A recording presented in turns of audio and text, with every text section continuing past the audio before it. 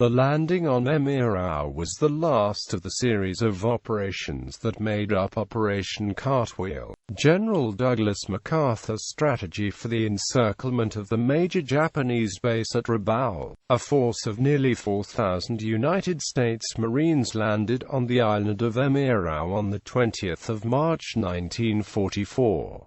The island was not occupied by the Japanese and there was no fighting. It was developed into an airbase which formed the final link in the chain of bases surrounding Rabaul. The isolation of Rabaul permitted MacArthur to turn his attention westward and commence his drive along the north coast of New Guinea toward the Philippines. Background. Strategy. In February 1943, General MacArthur had presented the U.S. Joint Chiefs of Staff with his Elkton plan for an advance on the Japanese stronghold of Rabaul. In this scheme of maneuver, the penultimate stage was the capture of Cavite, an important staging post for aircraft moving from Truk to Rabaul. The Allied occupation of Cavite would cut this route and isolate Rabaul. The Allied victory in the Admiralty Islands campaign in March 1944 prompted the Joint Chiefs of Staff to consider accelerating the tempo of operations in the Pacific. They solicited opinions on the matter from the theater commanders.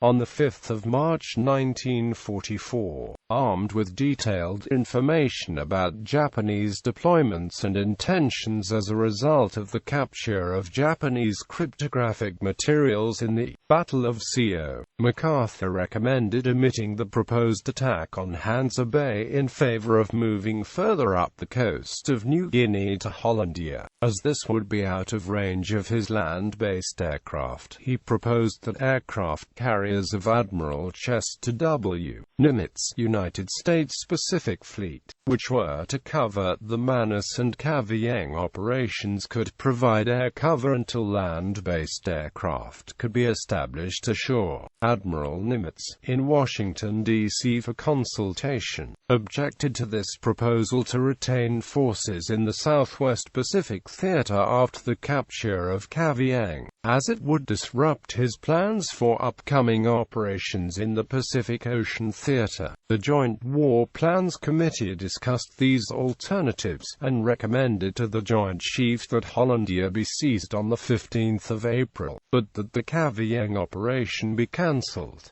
MacArthur's Chief of Staff, Lieutenant General Richard K. Sutherland, representing his commander before the Joint Chiefs, strenuously objected to the omission of Cavite, which he believed could be captured on the 1st of April without delaying other operations. There was debate over how much of a threat their Japanese base at Cavite was. Nimitz felt that as a result of the Battle of Eniwetok, Truk itself would soon be under constant attack and the flow of aircraft to Rabaul would be cut off. On the 12th of March, orders went out to MacArthur and Nimitz cancelling Operation Forearm and ordering them to complete the isolation of the Rabaul-Cavite area with the minimum commitment of forces.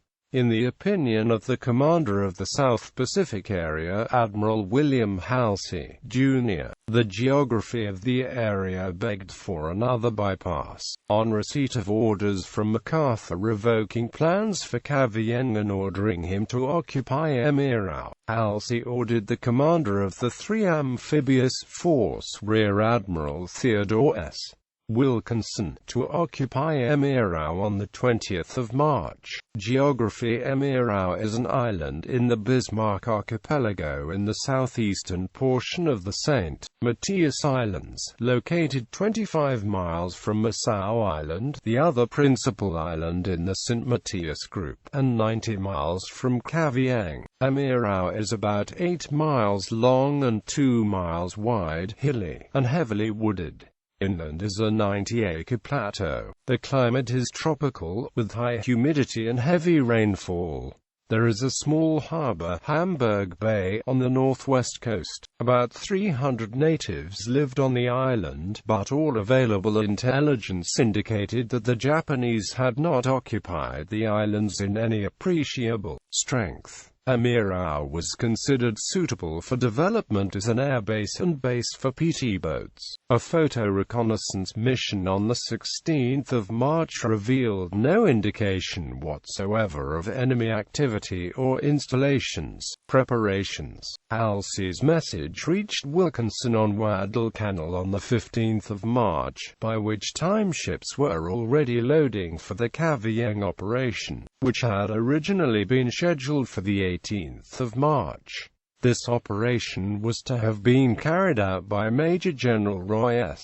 Geiger's 1st Amphibious Corps, with the 40th Infantry Division and 3rd Marine Division, reinforced by the 4th Marines. For Emirau, Lieutenant Colonel Alan Shapley's 4th Marines would be sufficient, reinforced by Company C, 3rd Amphibian Tractor Battalion, Company A, 3rd Tank Battalion, equipped with M4 Sherman tanks, a company of pioneers from the 2nd Battalion, 19th Marines, signals, ordnance and motor transport detachments, and a composite anti-aircraft battery of the 14th Defense Battalion. This would be the first operation for the 4th Marines, which had been reformed on the 1st of February 1944 from 4 battalions of Marine Raiders, the original 4th Marines having been destroyed in the Battle of Corregidor.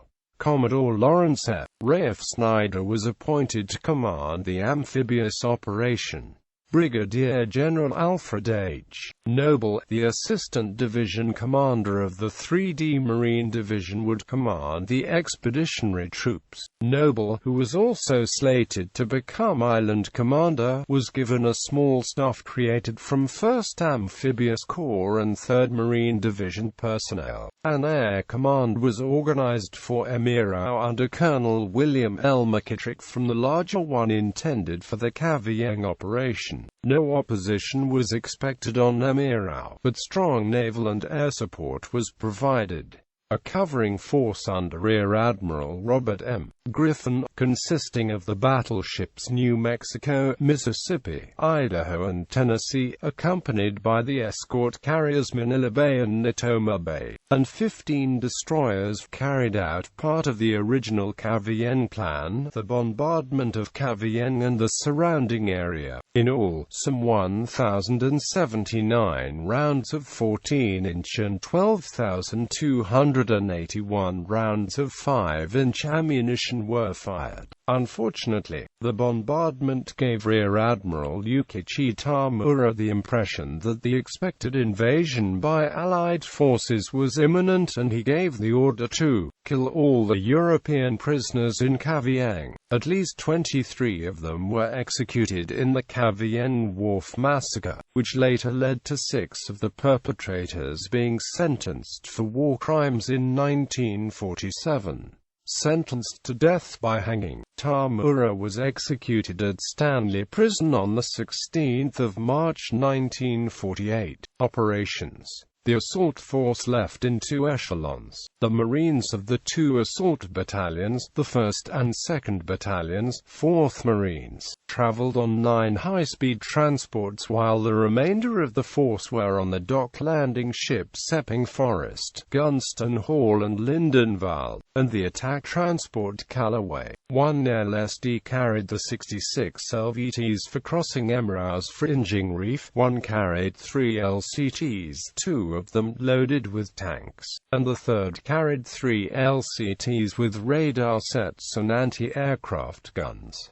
The attack group arrived in the transport area at 6:05 on the 20th of March. The LVTs were launched, and the assault troops transferred to the amphibious tractors using the APD's boats, supplemented by those from Callaway, while Vought F-4U Corsairs of VMF 218 flew overhead to make a last-minute check of the island for any signs of the Japanese. The assault waves touched down on schedule. The reserve 3rd Battalion's boats grounded on the reef soon afterwards, and its marines waded ashore through knee-deep water. The only problem encountered was with launching the LCTs carrying the tanks. The LSD's flooding mechanism failed and the LCTs had to be dragged out by a fleet tug. While the detachment sent to occupy Emirau Island was approaching the beach, some supposed opposition caused the amphibious tractors and then a destroyer to open fire, and a man was wounded by a shell fragment. However, the natives informed the Marines that the Japanese had left Emirau 2 months before and only a small detachment remained on Misao Island. Supplies began landing at around 1100, first from the APDs and then from Callaway. Some 3,727 troops and 844 tons of cargo were ashore by nightfall when the ships sailed. Within a month, some 18,000 men and 44,000 tons of supplies had been landed. Intelligence reports indicated that there were Japanese fuel and ration dumps on Misao, and a radio station on a nearby island. So on the 23rd of March these areas were shelled by destroyers. On the 27th, a destroyer intercepted a large canoe carrying Japanese troops about 40 miles south of Misao. The Japanese soldiers replied with the rifles and machine guns, and the destroyer returned fire, destroying the canoe and killing the occupants. Thus ended the only fighting in the St. Matthias Group.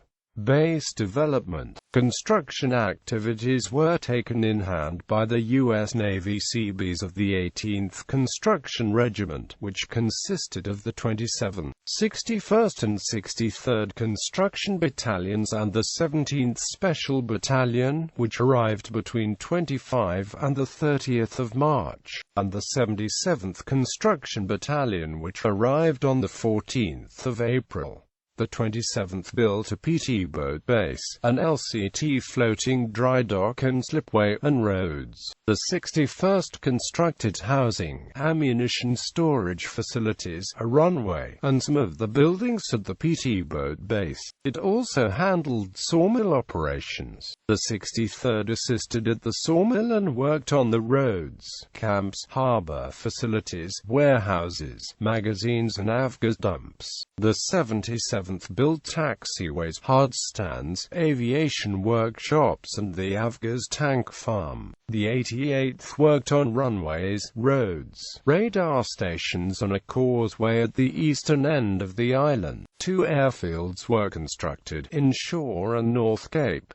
These were heavy bomber strips, 7,000 feet long and 300 feet wide. The former had parking for 210 fighters and light bombers, the latter for 84 heavy bombers. Both were fully equipped with towers, lighting, and a dispensary. The aviation tank farm consisted of 3 1,000 barrels tanks and 19 1,000 barrels together with the appropriate filling and distribution points. A reserve of 40,000 barrels was stored in drums. 3 hospitals were established, a 100-bed naval base hospital, the 160-bed 24th Army Field Hospital, and the 150-bed Acorn 7 Hospital. The anchorage at Hamburg Bay could accommodate up to 5 capital ships. Port facilities included 8 cranes, 42,000 cubic feet of refrigerated space, and 400,000 square feet of covered storage. The port could handle 800 measurement tons of cargo per day. Connecting the various facilities was 40 miles of coral-surfaced all-weather road. All this work was completed by August in Construction Battalion Maintenance Unit 502 assumed responsibility for maintenance work. All the construction battalions departed by December. Garrison. The 4th Marines were relieved as the garrison of Emirau by the 147th Infantry on the 11th of April 1944. The next day, General Noble was replaced as island commander by a Marine aviator, Major General James T. Moore, the commanding general of the 1st Marine Aircraft Wing. In turn, the 147th Infantry was relieved as garrison by the 369th Infantry in June. In August, General MacArthur directed that responsibility for garrisoning Emirau would be transferred to the Australian Army. The Australian 8th Infantry Battalion arrived to take over the garrison role on Emirau on the 30th of September. They were met by a small ANGAU detachment that had been on the island since May. Marine Aircraft Group 12 operated from Emirau until December, when it moved to Leyte. Its place was taken by squadrons of the RNZAF. On the 20th of March 1945, General MacArthur authorized a reduction in the garrison size to 1 company of the 8th Infantry Battalion. In June 1945, it too was withdrawn. CBMU 502 departed for Manus that month. The RNZAF maintained a bomber reconnaissance squadron at Emirau until July 1945 and a fighter squadron until August, when all forces were withdrawn from the island.